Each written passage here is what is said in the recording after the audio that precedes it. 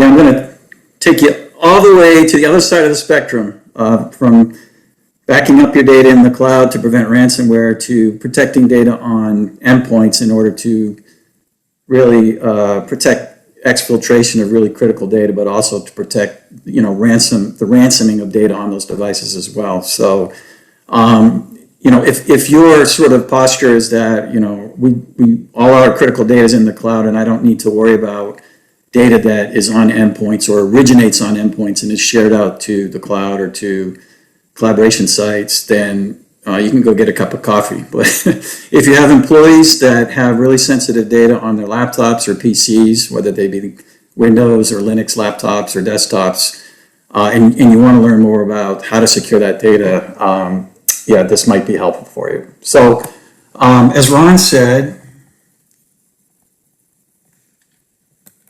sorry, Cigent is a Intel-backed company. Intel, for those of you who don't know, is the investment arm of the CIA, but we got involved with the intelligence agencies about 5 years ago, and were asked to prototype these solutions. And the impetus behind that is they realized that, kind of post-Edward Snowden, everybody likes to throw that around, but it's really true. Post-Edward Snowden, the intelligence agency started to realize that putting security in the operating system layer or in the software layer is a flawed approach to data security, because it's just too easy for skilled adversaries to bypass software. They just turn it off. They can live boot a Windows system into Linux, turn off all the Windows security, several ways to just bypass software. And a lot of attacks now emanate, from the supply chain, right? They come from the BIOS, they come from trusted applications, the bad guys are already in.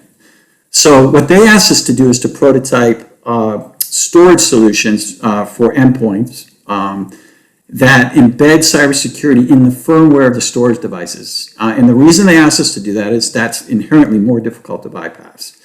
You can't turn off firmware where you can turn off, say, security software running in Windows. So we went out and prototyped these solutions. We got some funding. The solution was incubated and tested within several federal agencies. And about 4 years ago, Intel came to us and said, we want you to commercialize this in the interest of national security, funded the company through a Series A, and here we are, shipping commercial solutions that have this sort of military-grade technology.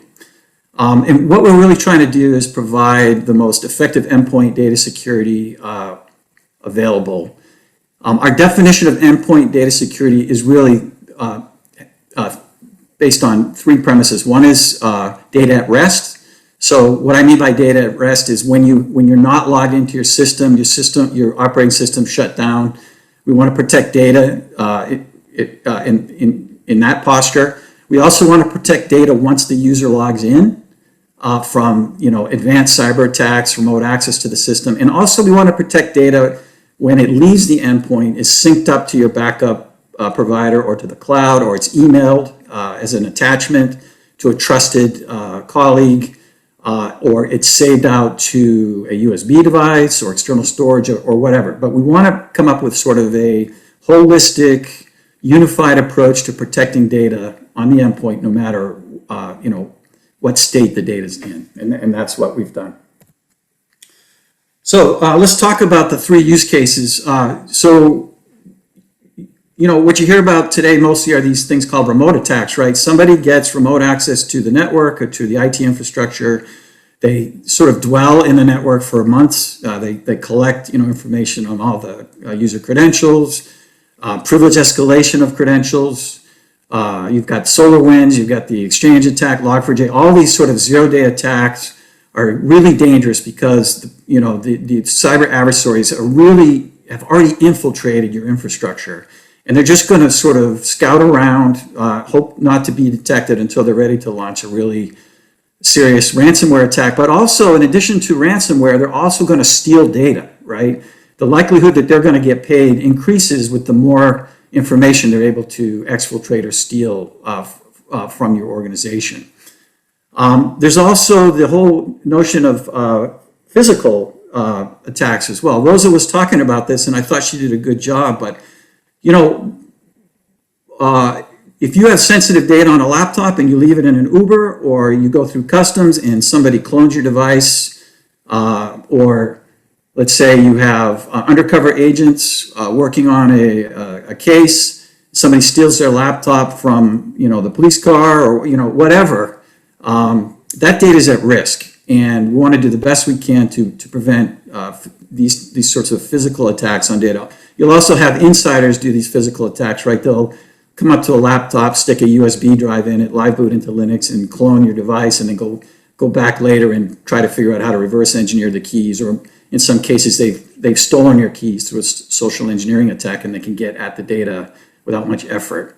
And then finally, how do I protect data when it's on the move, right? How do I sort of say, I want to protect this file, this document, no matter where it travels to or who I share it with. So we want to, when you're moving data back and forth between an endpoint, say Dropbox or OneDrive or your network share, and a folder on your local device, the data tends to be at risk, right? Because it could be encrypted in Dropbox, but it's not necessarily encrypted in your local folder. How do we make sure that those protections travel with the data no matter where they go in either direction?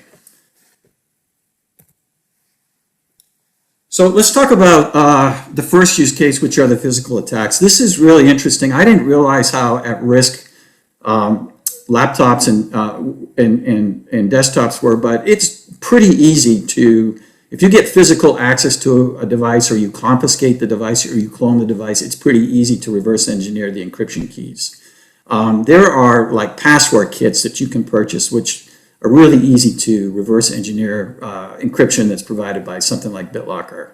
It's also easy to just use a social engineering attack to steal somebody's encryption credentials. It's done all the time. Similarly, for self-encrypting drives, which are hardware encrypted drives, there are organizations out there that specialize in cloning devices, injecting firmware into storage devices, doing things like chip-offs or X-ray technologies, or other methods, brute force attacks, where if they get physical access to a laptop that's encrypted using full disk encryption, if the key material isn't stored properly, it's pretty easy to get access to that encrypted data. And that's a problem, particularly in government, right? Government employees tend to have a lot of really sensitive information on their devices. You go on a business trip, you leave your laptop in your hotel room, you go down to have dinner, your maid sneaks in and steals your device. A skilled adversary is going to be able to get at that information unless you take a more sophisticated approach. The remote attacks are what I mentioned earlier. There's just so many massive number of threat vectors out there, and people, IT organizations are doing their best to create sort of prevention layers that keep the bad guys out. But the bad news is the bad guys are already in, right? They're in trusted infrastructure already. There are thousands of known software and hardware vulnerabilities in network infrastructure, in Windows infrastructure, Linux infrastructure, cloud infrastructure. And unfortunately, as a defender, you have to be right 100% of the time, but as a red teamer, as an attacker, you only have to be right once. So once you get into the infrastructure and you lay low and slow for some period of time, if there are not sort of defensive sort of layers put in place that will defend your data against an attacker that successfully bypassed your security, you're going to be compromised, and obviously that's what we're trying to prevent. And then finally, how do I prevent document exfiltration during collaboration, right? How do I make sure, I mentioned this before, that if my documents are emailed outside of my organization, or if I attach a really sensitive document to an email, and then at some point in the future those documents are in my outbox, in one of my employees' email gets popped, how do I keep the threat actors from getting at that really sensitive information? That's another use case that we're really highly focused on. So what do we do? I'm going to just kind of talk about three core technologies that we have. The first thing we try to do is make data invisible. And the way we do that is we basically, whenever possible, create what are called secure drives in your storage devices. So if you have a self-encrypting drive, or if you buy a self-encrypting drive from Cigent that supports this technology, you can create hardware encrypted disk partitions that keep sensitive data completely hidden from the operating system layer until the user needs to mount them using a second factor of authentication. What this does basically is keep your sensitive data invisible to cyber adversaries even after the user logs in. Right? So if they get access to your system physically, or if they get remote access to your system, they're not going to be able to get at that data until the user mounts those drives with their second factor of authentication. The second thing we do is we apply what we call zero trust file access controls to protect individual files. And the reason we do that is, once files are visible to the file system, and let's say a cyber adversary has access to your platform, we don't want them to be able to access files that you want to protect. So what we do is we put a second factor of authentication. We wrap MFA around individual files. And so the way this works is when the bad guy goes to access, let's say your some confidential report, that malware, that ransomware, or that insider is going to have to prove their identity. They're going to have to basically prove that they're Steve Nicol. And the way they do that is with a fingerprint or a CAC card or a PIV card or Cisco Duo or some other infrared camera, etc. And if they can't do that, then the ransomware or the malware or the insider that's gotten compromised the credentials cannot access those files under any circumstances.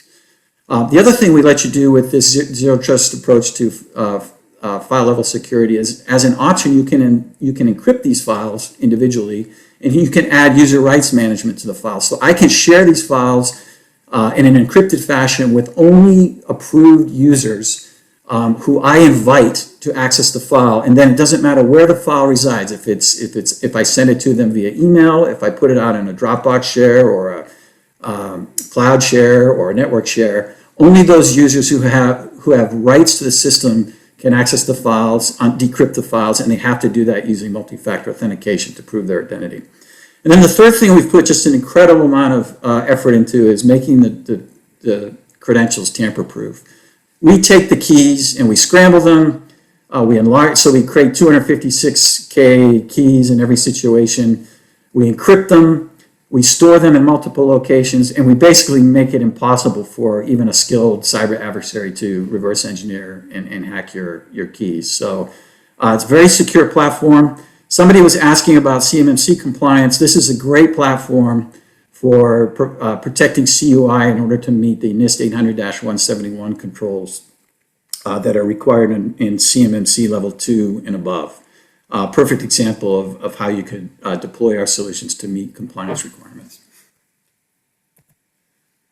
So let's just talk about how we do this. We have software and we have firmware. So software can work as a standalone basis. You don't have to buy our storage devices. The storage devices give you additional security, but our Cigent Select solution is basically Windows software that you can license from this on an annual basis, and it provides a lot of the multi-factor authentication and zero trust protections that I just mentioned, and we'll get into the specific features on a subsequent slide.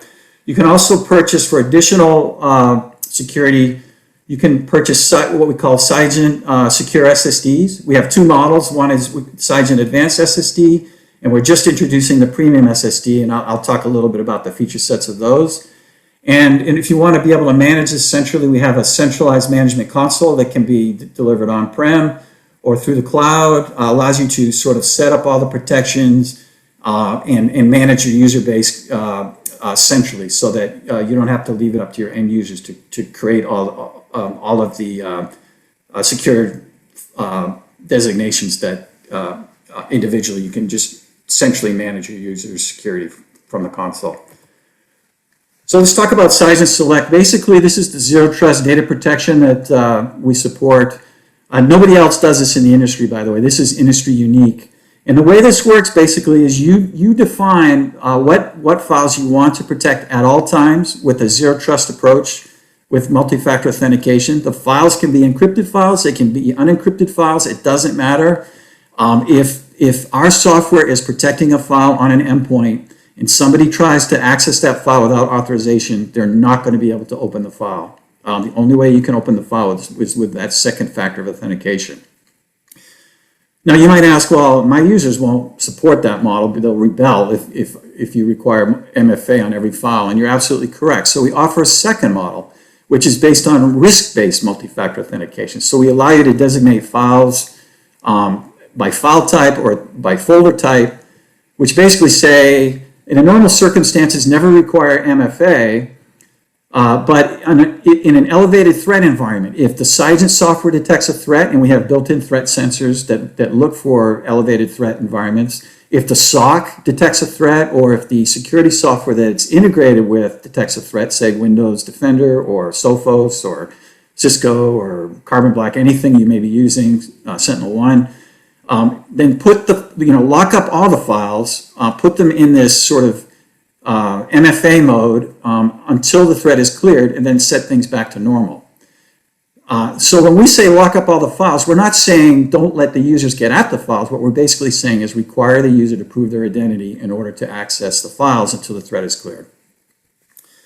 In addition to that, by the way, this is an incredibly effective way to stop these cyber adversaries who get remote access to the system from getting at critical data. Now, to protect data that moves off the endpoint, what you want to do, either at the folder level or at the file level, is go into and encrypt files and add user rights to the file. We let you do that. So when the file leaves the endpoint, or when it stays on the endpoint for that matter, those files remain encrypted at all times, and the only people that can access the files are those that you've authorized, and they have to use their second factor of authentication to unencrypt and get access to the data. This kind of takes away the whole problem with passing passwords around and poor password hygiene and things like that. We sort of manage that public-private key environment and use the MFA as sort of the authentication to authorize the private key. Very effective, particularly for situations where you want to move files out to the cloud, but you want to maintain control of your encryption for those files. You don't want to turn control of your files over to your cloud provider in case they get hacked or in case they get subpoenaed or something like that. You want to make sure you, as the administrator or as the end user, determine who gets to access files and under what circumstances. Now, if you happen to have a storage device that supports what's called TCG Opal, which basically means it's a self-encrypting drive, and several of the PC manufacturers ship this. Lenovo ships them with all PCs. Dell and HP ship them as options. Several of the storage providers ship them in their external drives. We can hook this TCG Opal layer and provide that invisibility that I discussed earlier. So you don't have to buy a Cigent Secure SSD in order to benefit from some of the firmware protections that we offer. Your data remains invisible below the OS until the user mounts the drive, and once the drive is mounted, it's protections with that zero trust approach to file security.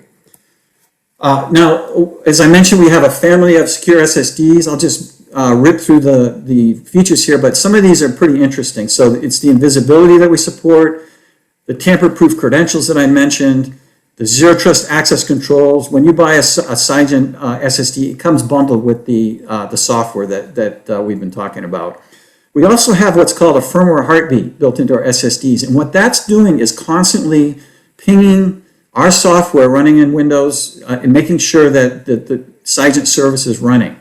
And if for some reason a threat actor shuts that service off or bypasses our service, then we lock down those invisible disk partitions, and we lock down all the files until the connection or is reestablished. So this is sort of the self-defending feature of the Cigent Secure SSDs. We also have a really cool feature we just introduced. It's called dual mode. Dual mode is a secret set and hidden disk partition. Think of it as like side A and a side B. Side B is your personal side of your PC. It can be where you can let your kids use your laptop. They can do their gaming, or you can do your gaming on side B.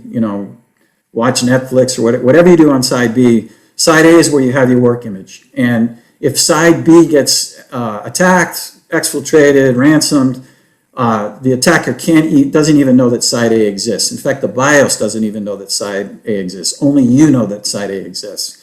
If, for example, if you have a 1 terabyte drive, somebody rips the drive out and tries to clone it, they're only going to see a 500K drive. They're not going to see that side A under any circumstances. So the use cases for this, you can think about undercover agents going over borders, or working on a really secure case. A criminal gets a hold of their PC, steals their drives, tries to clone it. They're not going to be able to even get to the information that's stored on side A.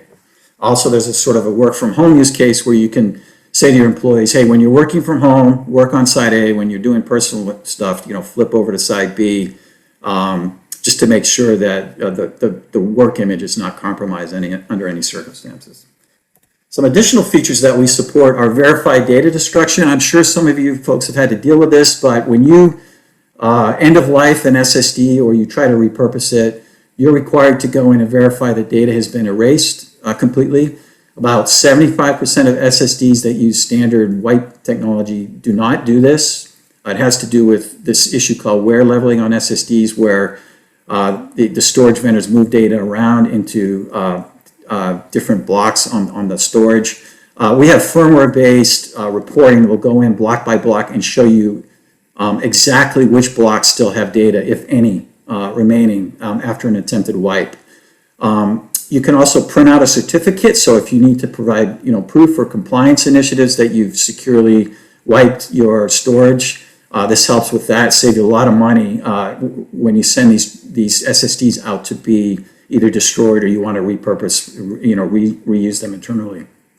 We also support secure logs. These are firmware-based secure logs that'll tell you which files have been accessed at all times. So if you suspect that you've been victim of a cyber attack, you can run a report on the secure logs and tell which files have been accessed, which files were accessed under the protection of the Cigent software, and which files were accessed when Cigent software was not running.